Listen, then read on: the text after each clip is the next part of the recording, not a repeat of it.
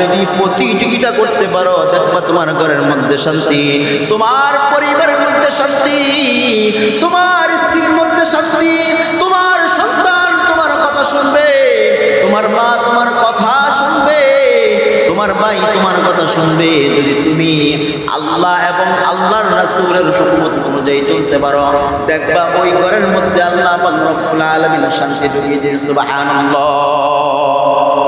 যাহারাল ফাসাদু feel বাররি ওয়াল বাহরি বিমা কাসাবাত আইদিন নাস। ও বান্দা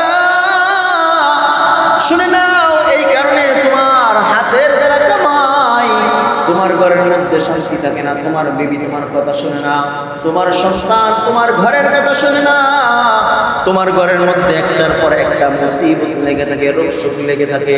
কারণটা হলো একটাই, কারণ তুমি হলা গুনার মধ্যে নিমজ্জিত। কথা ঠিক কিনা?